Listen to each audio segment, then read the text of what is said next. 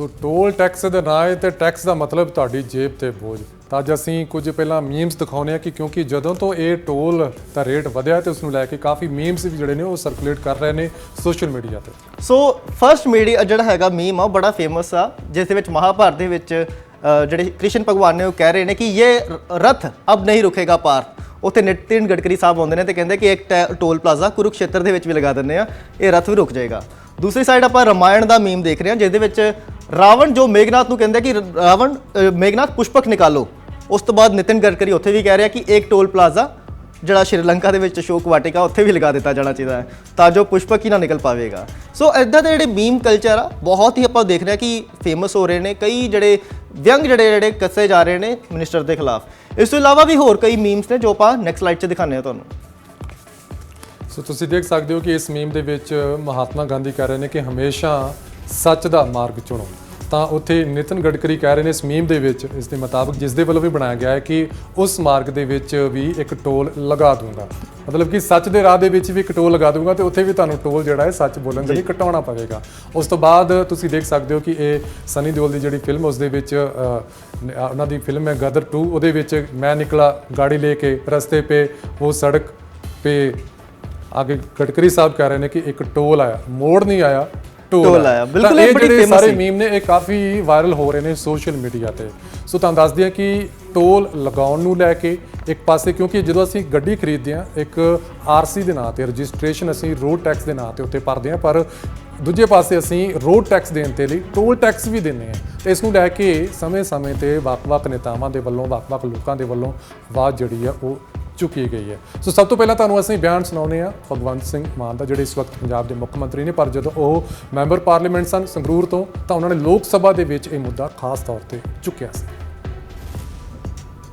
जो दिल्ली से अमृतसर तक जाता है उस पर जो टोल प्लाजा हैं जगह जगह पे बहुत भारी रकम वसूल की जाती है, लेकिन जगह जगह डाइवर्शन लिखा हुआ है। सड़क जो पुल हैं वो अनकम्प्लीट अभी पूरे नहीं हुए और सड़क की हालत बहुत ही ख़राब है। फिर भी टोल प्लाजा के आसपास 2-2, 3-3 किलोमीटर सड़क ठीक है। इतनी भारी रकम वसूल की जाती है अमृतसर तक कि उतना ही तेल लगता है गाड़ी का, उतना ही हमें टोल टैक्स देना पड़ता है, यानी कि तेल की कीमत डबल मानी जाए तो ये सही जो पाया जाएगा।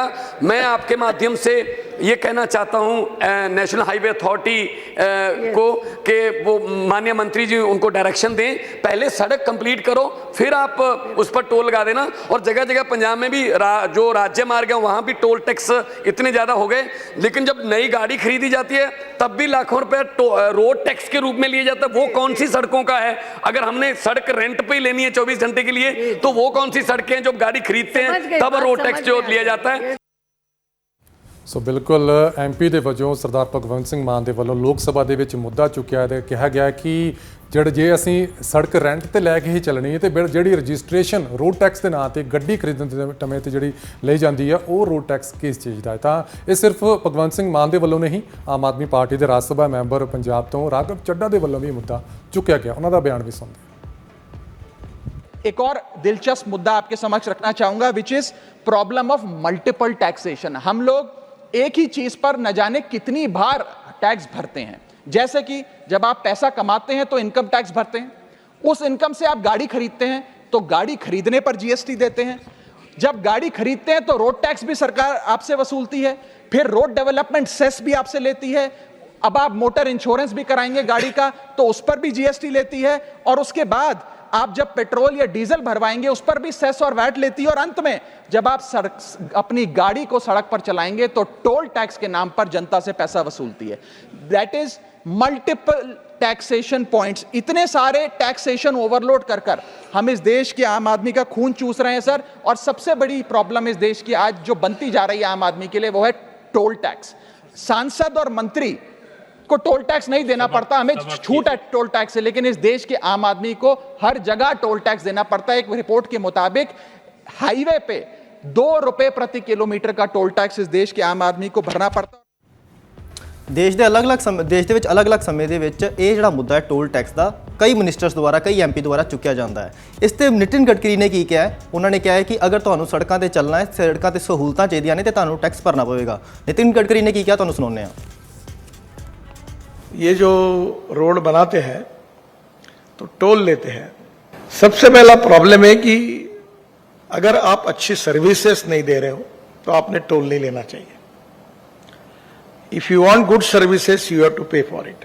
तो सिस्टम में वो जो इक्विलिब्रियम मेंटेन करना है उसमें बेस्ट क्वालिटी का रोड देना चाहिए।